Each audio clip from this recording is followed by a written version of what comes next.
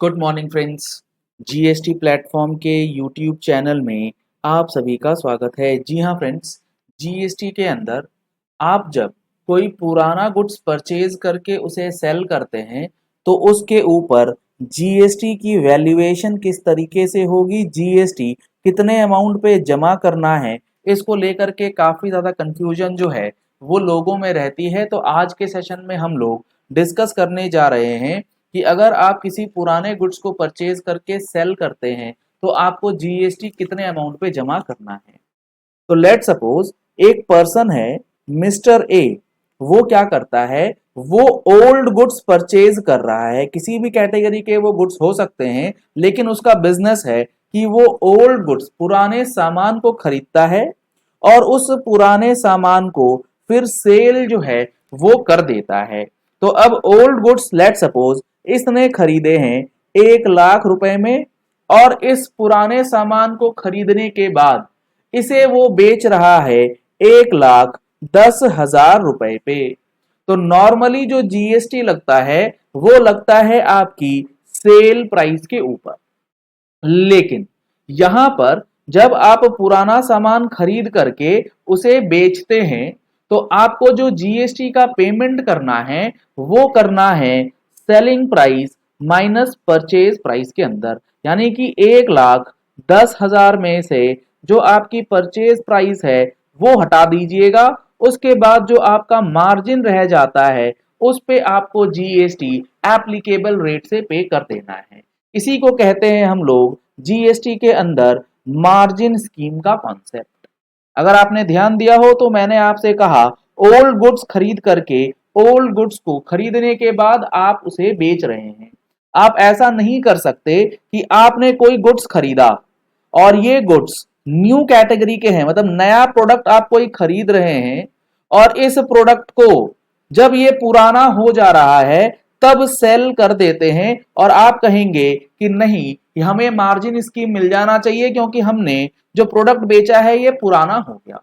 पुराना हो गया उसे बेचा है उससे मतलब नहीं है, आपने पुराने गुड्स को परचेज करके बेचा है। जैसे कई सारे बिजनेस होते हैं जिनका काम ही होता है ओल्ड गुड्स को परचेज करना और ओल्ड गुड्स को सेल करना। जैसे कार की बात अगर कर ले, काफी सारे कार डीलर्स आपको ऐसे दिख जाएंगे जो कि पुरानी कार, आपकी पुरानी कार जो है वो आपसे लेते हैं और फिर वो उसे बेच देते हैं।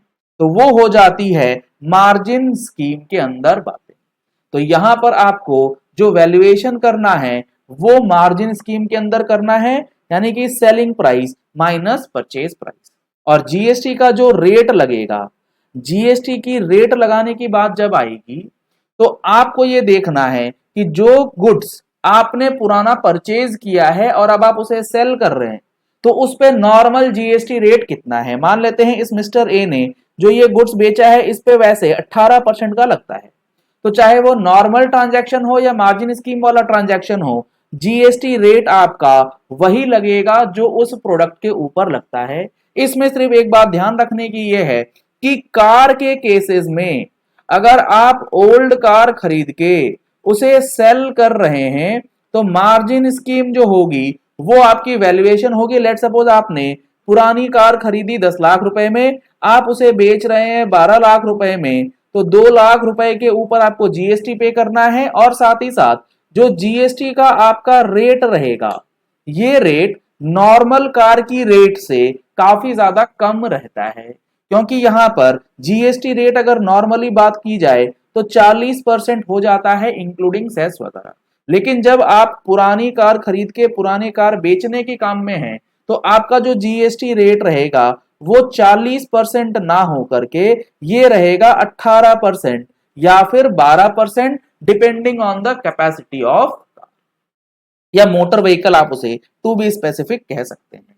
तो ये कुछ इंपॉर्टेंट बातें जो हैं वो आपको ध्यान में रखनी है, और इन बातों को अगर आप ध्यान में नहीं रखते हैं तो आपका जीएसटी कैलकुलेशन जो है वो गलत हो जाएगा और आप रिजल्टेंट जो है वो ज्यादा टैक्स पे करके आएंगे। और ये सारी बातें हम लोगों ने अपने प्रैक्टिकल फुल कोर्स के अंदर आपको काफी डिटेल में ऑलरेडी समझा रखी है। अगर आपने अभी तक नहीं किया है कोर्स के अंदर ज्वाइनिंग तो आप कर सकते हैं, आपको पूरे 150 घंटे की क्लासेस इसमें हम लोग प्रोवाइड करके दे रहे हैं। नंबर्स आपको स्क्रीन पे दिए गए, इन नंबर्स पे आप कॉल या व्हाट्सएप कर सकते हैं। चलिए इस वीडियो को यही एंड करते हैं, और अगर आप डिटेल में पढ़ना चाहते हैं तो रूल 32 का सब रूल 5 जो है इस बात की करता है डिस्कशन, जिसमें इन्होंने लिखा है where a taxable supply is provided by a person dealing in buying and selling goods second hands used goods as such or after such minor processing which does not change the nature of goods and where no ITC has been availed on the purchase of such goods, the value of supply shall be the difference between the selling price and the purchase price and where the value is negative it shall be ignored। मतलब ये कहा गया यहाँ पर कि इस example में अगर 1,10,000 रुपए में बिका और परचेज हुआ था 1,00,000 रुपए में, तो आपको 10,000 रुपए देना है जीएसटी। लेकिन अगर ये बिकता लेट सपोज 90,000 रुपए में और आपने परचेज किया था 1,00,000 में, तो आपका डिफरेंस हो जाएगा नेगेटिव, और इस पे आपको कोई भी जीएसटी भरने की जरूरत नहीं पड़ेगी। तो ये काफी इंपॉर्टेंट और अच्छा प्रोविजन जो है जीएसटी के अंदर गवर्नमेंट ने दे रखा है। अगर आपको ऐसे ही रेगुलर अपडेट चाहिए तो आप हमारे यूट्यूब चैनल को सब्सक्राइब कर सकते हैं। नीचे दिया गया रेड कलर का सब्सक्राइब बटन प्रेस कर लीजिए, साथ में जो बेल आइकन है उसे प्रेस कर लीजिएगा, ताकि वीडियोस की नोटिफिकेशंस आप तक रेगुलरली पहुंचती रहें। Thank you and have a nice day.